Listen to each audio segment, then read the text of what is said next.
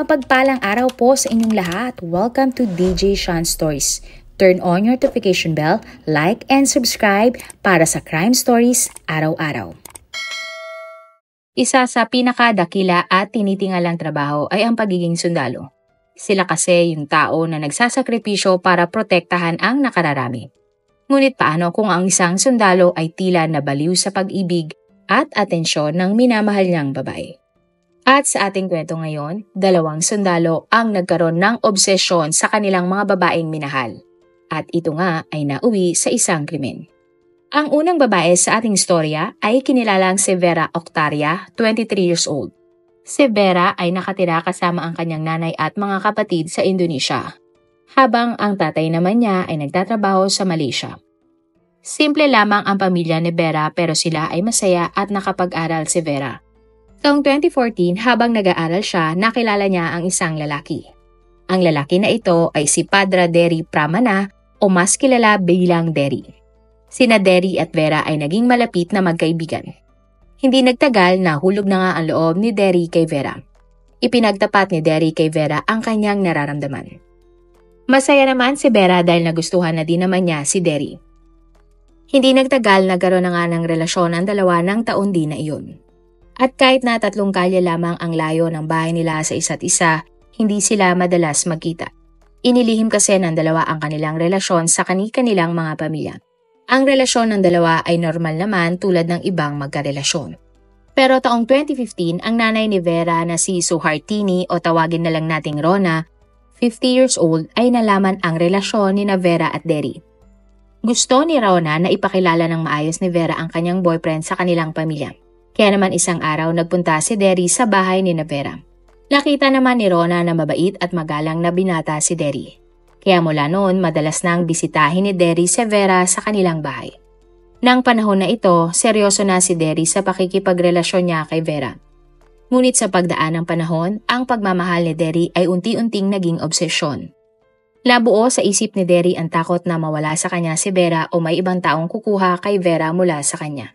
Nagresulta ito ng labis na pagsiselos ni Derry at pagiging overprotective niya kay Vera.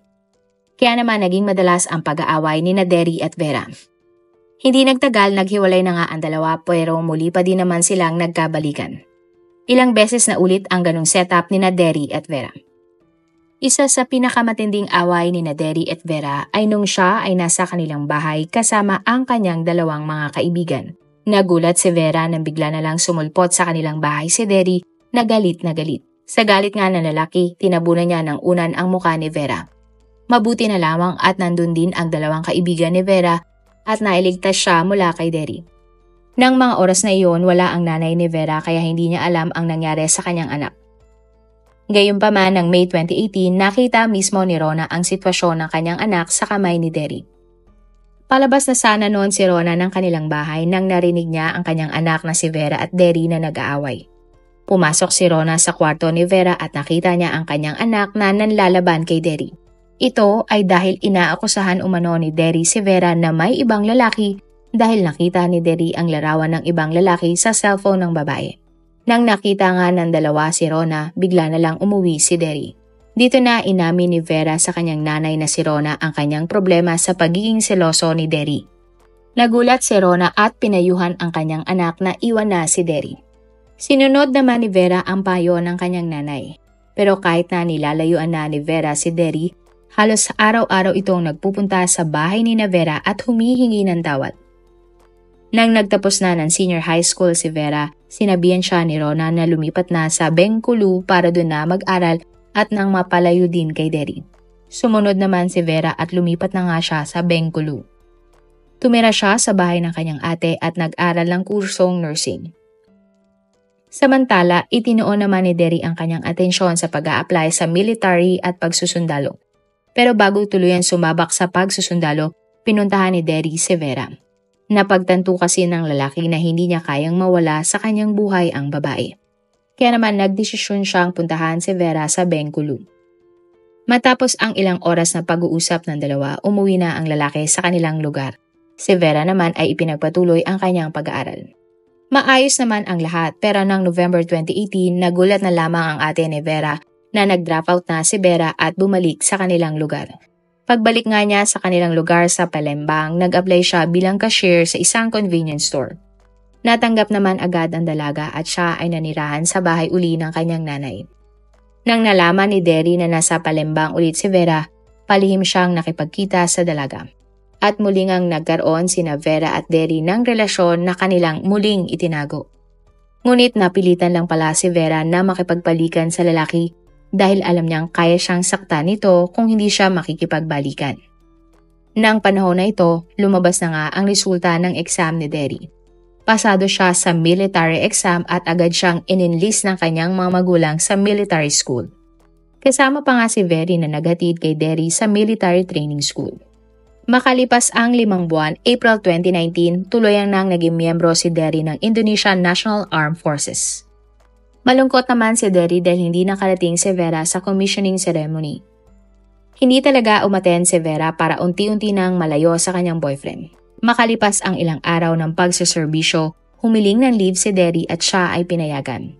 Nagpunta siya sa bahay ni Vera pero ang nanay lamang ng dalaga ang kanyang nadatnan doon at pinaalis siya ni Rona. April 19, 2019, binilhan ni Derry si Vera ng bagong cellphone na pwede nang makapag-video call. Ngunit hindi ito tinanggap ni Vera at hindi kinausap si Derry. Tila nag-iba na nga ang pakikitungo ni Vera kay Derry. Kaya naman kapag siya ay nasa training, hindi na makapag-focus si Derry dahil ang nasa isip niya, hindi na siya mahal ni Vera. May 3, 2019, tumakas si Derry suot ang kanyang military uniform para komprontahin si Vera. Nagnakaw si Derry ng damit at natulog sa isang lumang bahay. Nang nag-umaga na, sumakay ng bus papuntang Palembang si Derry. Nang nasa Palembang na ang lalaki, nakahanap siya ng isang maliit na kwarto at inupahan niya ito. Hindi naman nagtagal na laman ng military unit na si Derry ay tumakas at ipinaalam agad nila ito sa pamilya ng lalaki. May 7, 2019, tinext ni Derry si Vera para sila ay magkita sa isang istasyon ng tren. Nag-reply naman si Vera ng oo at sila ay nagkita matapos ang kanyang trabaho. Bandang 10:30 ng gabi, dumating si Vera sa napagkasundaang lugar sakay ng kanyang motor. Niyaya ni Derry si Vera na magpunta sa bahay ng kanyang tita. Noong una, hindi pumayag si Vera dahil 3 oras ang biyahe at sobrang gabi na rin. Pero kalaunan, napapayag din siya ni Derry. Ngunit ang hindi alam ni Vera, may plano na pala laban sa kanya si Derry. Kaya naman umalis sina Vera at Derry sakay ng motor ni Vera. Bandang 1:00 ng madaling araw, nagreklamo na si Vera dahil pagod na siya sa biyahe at nagmungkahi na nga na umuwi na lamang sila. Sinabi naman ni Derry sa babae na malapit na ang bahay ng kanyang tita. Ngunit nang narating na ni Derry at Vera ang bayan kung saan nakatira ang tita ni Derry, nagdahilan ang lalaki na hindi niya maalala kung saan nakatira ang kanyang tita. Kaya naman nagmungkahi na lamang si Derry na mag-check-in sila sa isang motel para doon na magpahinga. Walang nagawa si Vera ng mga oras na yon kahit ayaw niya dahil siya ay gutom at pagod na din. Agad na nag-check-in ang dalawa sa motel at nagbayad nga si Derry ng 1,300 pesos. Pagkatapos kumain, gusto ni Derry na may mangyari sa kanila ni Vera. Pero hindi pumayag ang dalaga kaya nag-away na naman ulit sila ni Derry. At bandang 3:00 ng madaling araw, habang tulog si Vera, sinubukang buksan ni Derry ang cellphone ng dalaga. Ngunit hindi niya ito mabuksan dahil iba na ang password ng cellphone ni Vera. Dito na nagdilim ang paningin ng lalaki kay Vera. Agad na ginising ng sundalo ang kanyang girlfriend at kinompronta ang dalaga. Inakusahan ng sundalo si Vera na may ibang lalaki dahil nagpalit na ito ng password at iba na ang pakikitungo sa kanya nito. Mariin namang itinanggi ni Vera ang mga paratang ng lalaki. Sinabi ni Vera na ayaw niya kay Derry dahil mainitin ang ulo nito at sobrang seloso. Sa galit nga ni Derry, bigla na lang niyang hinawakan ang buhok ni Vera at paulit-ulit na hinampas ang dalaga sa pader. At nang mahina na si Vera, sinakal siya ni Derry hanggang sa tuluyan ng binawian ng buhay ang dalaga. Sa takot ng lalaki na mahuli siya ng motel staff, nag-isip siya ng paraan paano mailalabas ang labi ni Vera. Kaya naman lumabas si Derry ng motel at may nahanap siyang hacksaw sa storage room ng motel. Ginamit ni Derry ang patalim para maging maliit na piraso ang labi ng babae. Sa kalagitnaan ng kanyang ginagawa, bigla na lamang nawala sa sarili si Derry at hindi natapos ang kanyang ginagawa. Dali-dali siyang lumabas muli ng motel at nagpunta sa bahay ng kanyang tito. Sinabi ni Derry sa kanyang tito na pinatay niya si Vera at humingi siya ng tulong dito. Tumanggi naman ang kanyang tito na tulungan si Derry pero sinabi niyang gumawa ng malaking apoy si Derry at pagmukaing aksidente ang lahat. Nang sa gayon nga ay maging abo na lamang si Vera. Kaya naman bago bumalik sa motel, bumili si Derry ng mga gasolina, lighter, katol, malaking backpack, maleta, kutsilyo at iba pang mga patalim. Nang nasa motel na si Derry, nagpa-extend siya ng ilang oras sa motel staff. Imbis na ituloy ni Derry ang ginagawa niya sa labi ni Vera, sinunod niya ang payo ng kanyang tito. Inilagay niya ang labi ni Vera sa ilalim ng kutsyon at binuhusan ito ng gasolina. Inilagay din niya ang katol sa paligid ng kutsyon. Pero nang sisindihan na dapat ng sundalo ang kutsyon, nagbago ang kanyang isip dahil sa takot. Binuhusan ni Derry ng tubig ang kutsyon at natulala na lamang. Maya-maya, bandang 8:00 ng gabi, nagdesisyon na ang sundalo na ituloy ang kanyang orihinal na plano. Inapoyan niya ang kutsyon bago siya tuluyang umalis para tumakas. Pero ang hindi alam ni Derry, hindi nag-apoy ang kutsyon na kanyang sinindihan dahil binuhusan niya na ito ng tubig. Pagkatapos lumabas ng motel, sumakay siya ng bus papuntang Java at gumamit ng peking identity. Itinapon din ng sundalo sa ilog ang mga gamit ni Vera. Iniwan niya ang motor ni Vera sa bahay ng kanyang tito. Samantala, labis namang nag-aalala si Rona dahil hindi pa umuwi ang kanyang anak. At hinanap niya nga ang kanyang anak sa kanilang mga kamag-anak ngunit bigo siyang makita ito. Kaya naman nag-report na si Rona sa mga pulis para sa pagkawala ng kanyang anak. Agad naman nagsimula ang mga pulis ng paghahanap kay Vera ngunit sila ay bigo. May 9, 2019 ng umaga, nagtaka ang staff ng motel bakit hindi pa binabalik ni Derry ang susi ng kanyang kwartong inupahan. Lumipas pa ang ilang oras pero hindi pa din nag-check out sa motel si Derry. Maya-maya pa may naamoy na masangsang na amoy ang tagalinis ng motel. Nagmumula nga ito sa room 6 kaya kumatok ang staff sa kwarto. Wala namang sumagot sa loob kaya sinabi na lamang ng staff sa front desk ang tungkol sa naaamoy niyang mabaho. Dito na nagduda ang mga staff dahil ang room 16 ang kwarto na binook ni Derry. Sa takot ng mga staff, tumawag agad sila ng mga pulis. Pagdating ng mga pulis, parasan naman nilang pinasok ang room 6. At laking gulat nga nila nang iangat nila ang kutsyon. Sa ilalim kasi ng kutsyon ay ang labi ni Vera. Agad na dinala ang labi sa isang ospital. Walang pagkakilanlan ang babae dahil walang natagpuan ang mga pulis na gamit sa loob ng room 6. Ganun pa man, dahil may missing report na tungkol kay Vera, agad na nakonekta ng mga pulis ang kaso ng pagkawala at ang labing natagpuan. Agad na nagpunta si Rona ng ospital at kinumpirma nga niya na ang labing natagpuan ay ang kanyang anak. Gulat na gulat ang buong pamilya at kamag-anak ni Vera sa kanyang sinapit.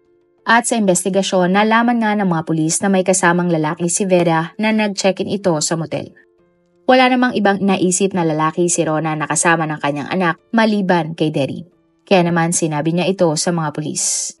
Mas tumindi pa nga ang hinala ng mga pulis kay Derry matapos nilang matuklasan na ito ay nag-awol sa kanyang pagiging sundalo. Nahanap din ng mga pulis ang motor ni Vera sa bahay ng tito ni Derry. Sinabi naman ng tito ni Derry ang lahat ng ginawa ng kanyang pamangkin sa mga pulis. Agad na bumuo ng special task force ang mga pulis para hanapin ang sundalo. June 12, 2019, sinabi ng tita ni Derry na tumawag ang binata sa kanya. Tinrace ng mga pulis ang tawag na ito at nakarating nga sila sa Serang. Nahanap ng mga pulis ang sundalo sa isang Islamic religious school at siya ay agad na inaresto. Nagulat naman ang eskwelahan nang nalaman na kumupkop sila ng isang kriminal. Binalik sa Palembang si Derry para sa interogasyon. Inamin ng sundalo na sinakal niya si Vera at ginamit niya ang hakso sa labi ng babae. Agad na kinasuhan si Derry ng murder at ikinulong. Sa mga larawan nga, makikita na nagsagawa ng reenactment si Derry at ang mga pulis. August 2019 ang unang trial ni Derry sa isang military court. Sinabi ni Derry sa korte ang lahat ng kanyang ginawa kay Vera at balak niya pa nga itong sunugin. Ayon pa sa sundalo, sobra niyang mahal na mahal si Vera kaya labis siyang nasaktan na hindi na siya mahal ni Vera. Hindi naman nakasuhan ang tito ni Derry at nalaman ng mga pulis na ito ay nasawi matapos malunod. Kalaunan, napatunayang guilty si Derry at tinatulan siya ng habang buhay na pagkakulong. Bukod doon, tinanggal siya sa pagiging sundalo. Hindi naman masaya si Rona at ang iba pang kamag-anak ni Vera sa naging hatol sa lalaki. Naggalit ang isang tita ng biktima sa labas ng korte. Sa isang video, makikita ang tita ni Vera na nagpupumilit itong hatulan si Derry ng bitay. Sinabi din ng tita ni Vera na naging mabuti sila sa lalaki pero ganun ang ginanti nito sa kanila. Ang pangalawang babae na naging biktima ng isang sundalo ay kinilalang si Kesha Erena. O tawagin na lang nating Irene, 20 years old. Ipinanganak siya noong October 11, 2004 at siya ay panganay sa 3 magkakapatid. Nagmula si Irene sa Sorang City sa Indonesia. Bata pa lamang si Irene, kilala na siyang pilya ng kanyang mga magulang. May mga pagkakataon na hindi ito pumapasok ng eskwelahan para lamang maglaro. Pero kahit na ganoon, mahal na mahal siya ng kanyang mga magulang at kapatid. Tulad ng ibang kabataan, mayroon ding iilang video si Irene sa kanyang TikTok account. Pagkatapos pumasok, madalas magpunta si Irene sa mga billiard center kasama ang kanyang mga kaibigan. Taong 2024, nakilala ni Irene ang isang lalaki sa isang bilyaran. Ang lalaki na ito ay kinilalang si Agung Suyuno Ponidi o tawagin na lang nating Adrian, 23 years old. Hindi katulad ni Irene, walang social media account si Adrian at wala itong masyadong larawan. Si Adrian ay nagtapos sa isang military academy. Taong 2022 nang opisyal siyang naging miyembro ng Indonesian Navy. Sa iba't ibang lugar na destino si Adrian bilang first-class seaman pero siya ay nakatira sa Indonesia. At kahit 3 taon ang agwat ng edad ni Irene at Adrian, sila ay naging magkaibigan. Madalas mag-usap ang dalawa sa text at mga tawag. At minsan naman kumakain ang dalawa sa labas. Ang lahat nga ng ito ay inilihim ni Irene sa kanyang pamilya dahil alam niya na gusto ng kanyang nanay na mag-focus siya sa pag-aaral. September 2024 nang tuluyan ng naging magkarelasyon sina Adrian at Irene. Ito ay kahit na hindi naman lubos kilala ni Irene si Adrian. Sa tuwing walang duty si Adrian, nagkikita sila ni Irene. Minsan sa bahay ni Adrian o di kaya naman nag-check-in ang dalawa sa isang motel. Nang napansin na ng nanay ni Irene ang madalas na pag-alis ng kanyang anak, kinausap niya si Irene. Inamin naman ni Irene sa kanyang nanay ang tungkol sa kanyang boyfriend na si Adrian at sinabi niya nga na mahal niya ang lalaki. Samantala, hindi naman maganda ang naging takbo ng trabaho ni Adrian. Napansin kasi ng kanyang officer na tila tatamad-tamad at walang energy ang lalaki sa kanyang trabaho. Dahil doon, ilang beses na pagalitan si Adrian. Dinamdam naman ni Adrian ang lahat ng kanyang naririnig at naging mainitin ang kanyang ulo. At madalas nga, pati si Irene ay nasusungitan na rin ng lalaki. January 11, 2025, umalis ng bahay si Irene matapos siyang sunduin ng kanyang mga kaibigan. Nagpaalam naman si Irene sa kanyang nanay na siya ay aalis kasama niya nga ang kanyang mga kaibigan. Matapos magkita sina Irene at ng kanyang mga kaibigan, nakatanggap siya ng text mula kay Adrian.